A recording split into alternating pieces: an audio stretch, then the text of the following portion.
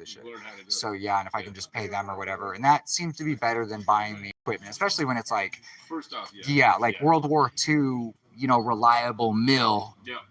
Then to refurbish it and have it moved from another state to here, even if you get the unit cheap, you're looking at the price of a new unit by that point, and then you're 15, 20 grand in for a mill. Like that $2,000-$3,000 mill in the back of that guy's farm isn't really happening nowadays. It doesn't really work like that. So that's what my dad actually does that now. Yeah. He rebuilds the machine. That's the best thing. I mean, he still does like race motors and boat motors and things like that.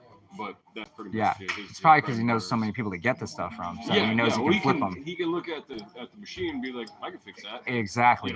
Yep. And they're expensive. People want that. People want that stuff. Yeah. They're setting up shops at their house now to save money from having to rent from somebody else. Yep. And they will full out buy a mill, a CNC, a lathe, and big units. Yeah. That's awesome. I wish it was. I wish. Thank you. Yeah, no problem. All right. So we need to check the thread pitch. So we're finding a solution for this. We'll probably just start with finding a thread pitch on this. Thought it was metric.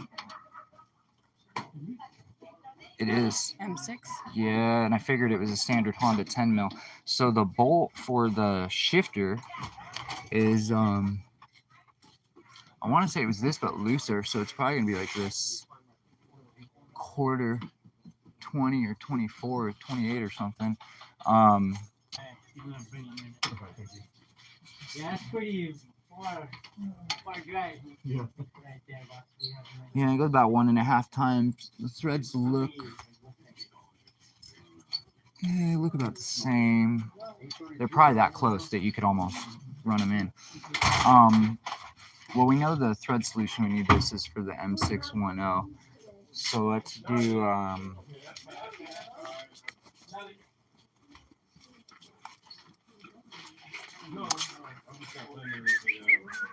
technically I have a bolt at the house I can cut to use. The M6? Yeah, but what I was saying is I have tons of bolts we can thread into like stock, but I need to find. Ooh, I got caught up. No, you're good. I need to find those thread nuts in the M610. But here's that thread rod. This is all SAE, so we got to go to the metric side. Maybe over there where he's at. Oh no, that's number 10. But we'll see. Loop around this way.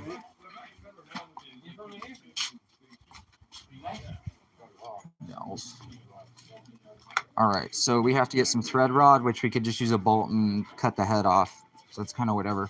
But they did have sections of thread rod I was going to look at. I need to get a bushing to bush this down. It's an M6 shank, which is the same as quarter. I can't tell the thread pitch. We might end up just running something through that box and double nutting it with the neoprene washers. I kind of did a video last night showcasing what we're going to do to these heims to get the solution. So let's get the parts and then we'll talk about it.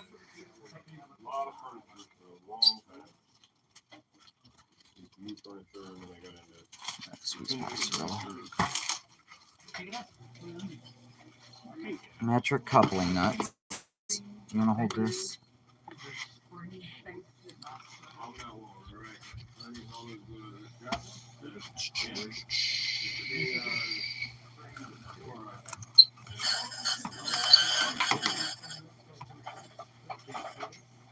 All right, we need to see if they have some longer ones because those are a little narrow.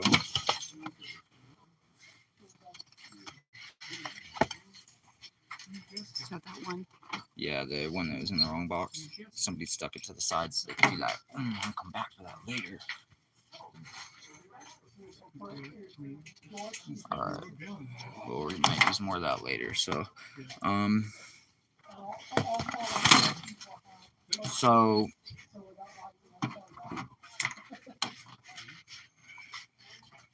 we need an 1.5 inch long shifter extension to get Loctited in.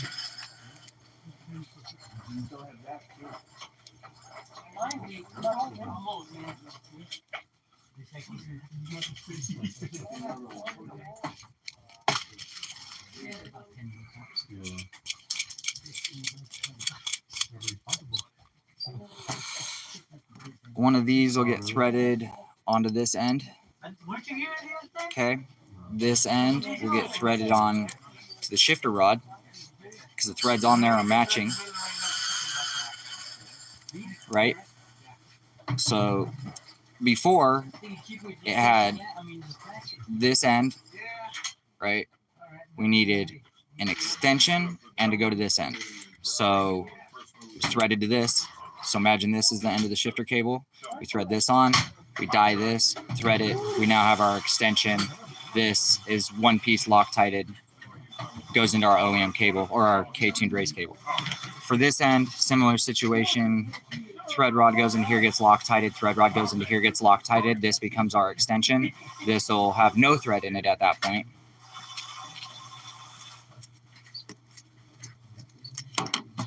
Right, so it'll look like that. And this end will go into the cable. Now for the gap, we're probably about right. I could offset it. I would like to butt it up against, but worst case, I could put a couple washes there and space it out to get the length we need. But with this one, I would like a longer nut, so we're gonna locate them. If not, absolute worst case, we can thread rod 2 of them together with a short section, and then I can tap it with the TIG welder, and we'll make these extensions a little bit longer. So with that for right now, and we'll see if we can locate some longer ones. All right. We need neoprene washers for the side-to-side cable. Mylar, sorry, Mylar.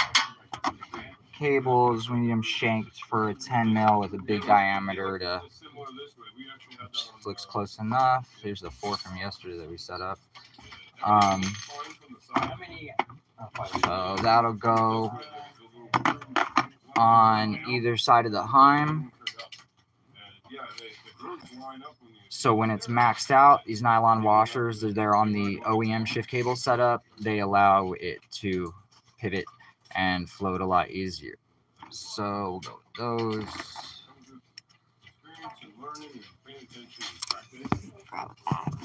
Yeah, you grab a bag if you want. We can start putting them in there. Oh yeah, it's been good for a couple of years now, but yeah, it's still Okay. So we got that. We got that. Now we need. All right, you can dump all that in there, and we'll write down the prices. Find a pen. They're right there on the wall. Oh.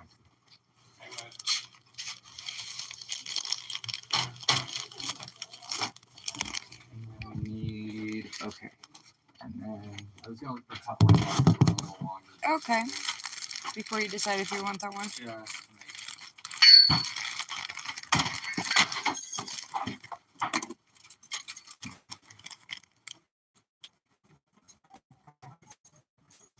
Yeah. Beautiful. And they're not that much longer. They're about the same length. It's not worth it.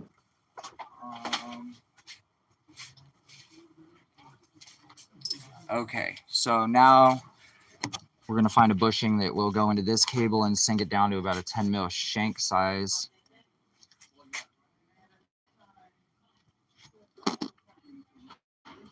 Yeah, fucking hear me. Let's see what we got here.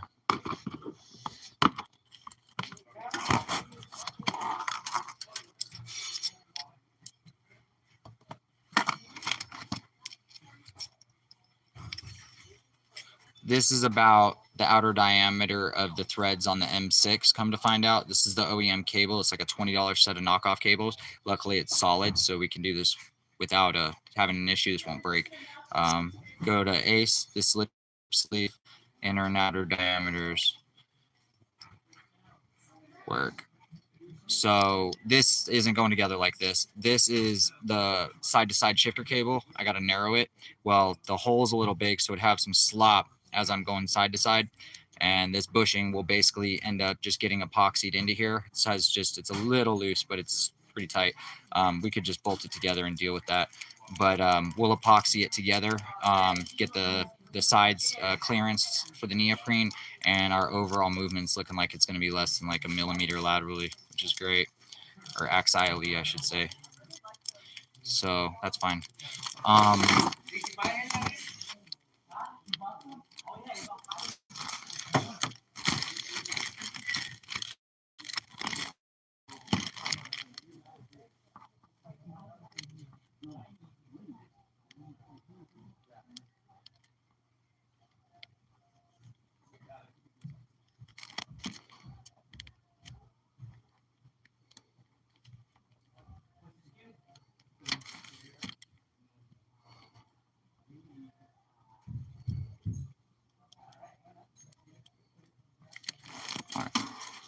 All right, let's go pay for this stuff. We ended up not needing a, figured I'd check for a long piece of all thread if we ever need an M6. Looks like it's all standard.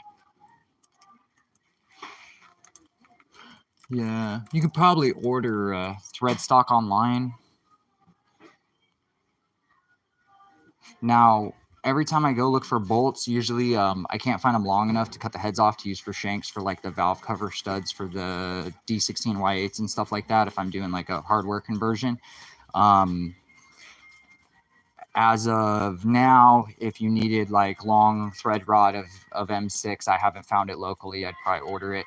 But rarely do you need stuff like that. Are you studding something that was bolted and you're just trying to use some random thread rod? I mean, not necessarily for strength, just if it's better to put a stud in for that application. Say it has none locator studs and you want to add one.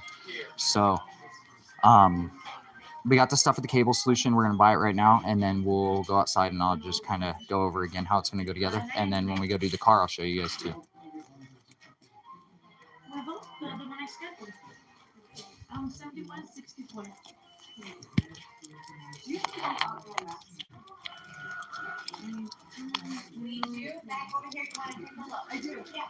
So I'll give you a second. Ace.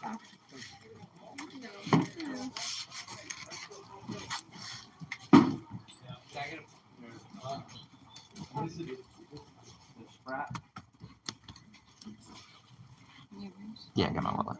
Alright, H for words? Yeah.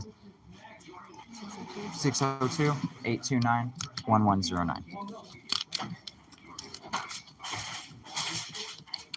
Done? Yeah.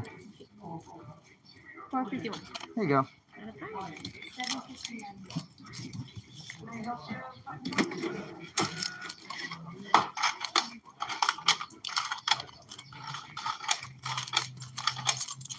Those. 49 cents. There you go. There you go. Have a good day. Thank you. Bye-bye. All right. So, yeah, Harley saves all the change. Thank God. Yeah. So we got our all thread and our threaded nuts. We'll end up probably welding two of them together to get the length I want out of them. Probably even have to cut them back. It's gonna suck because it needs like 4 threads longer than the weld mark's gonna be, but I'll just blast it with the TIG or the flex or the MIG and grind it back. I really get no fucks. It's just a little extension. If I start making something for you guys, it'll be TIG welded. It's cheap, you know. You end up wanting to use those cables, little $20-$30 solution, versus you know what I mean, versus you know, $300 more on a set of cables. Kind of crazy. Now granted, the name brand stuff's really good. I love my hybrid stuff. My K-Tune cables, I'm not talking shit. I did not like them. I had a problem with the ends. They had their own inherent issues. So that's why this time I did buy the eBay ones, because I had problems with the real ones anyways. Now those problems could have been fixed by them, but I don't know. So anyways, as we said, we found an insertable bronze bushing for this. So probably just epoxy it into this housing and then shave it down for width. And that'll allow the shifter bolt, side-to-side movement bolt to pivot. And then we have the extensions. I was gonna run a die down this, but I can find it completely pointless to put a die on this when this nut's like totally not long enough anyways, and it's gonna thread on like, and I'm gonna have to weld too. So what I'm probably gonna do is this will plunge probably like a thread or two into that. I'll taper cone the end of this or take some diameter down and make a step. step it on here, and then I'm just going to blast it with the TIG around it, and that'll make it permanent. So we'll do that. When we go do the car, I'll get back to you guys. We are kind of taking this weekend off. If I go to tune and this and that, I got to do a test pipe. I got a few things going on. I do not know how it's going to go this weekend, just because at the last minute, everybody did get busy. So it might turn into like a next weekend thing. People have lives. So the, you know, let's see what happens, and I'll come back to live feed if it ends up going down. So I will talk to you guys later, and we'll show off that shifter solution. The car's down to like the last 3 or 4 days of fab, and then it can fire up. Got like a week or two of like driving it around on like 6 to 8 pounds, and finishing up the chassis and a couple other things I want to do that I'm just, you know, I want to do before I go bumping it and really showing it off and taking it to the meets. So we'll be out to the meets in a few weeks. Dyno Day, I would suspect the car to be at least done, besides like the body shit I have to do. Sounds funny to say body stuff on like a car you're driving around, but it is what it is. I got things I want to do to it to make it mine, you know. So I'll talk to you guys later.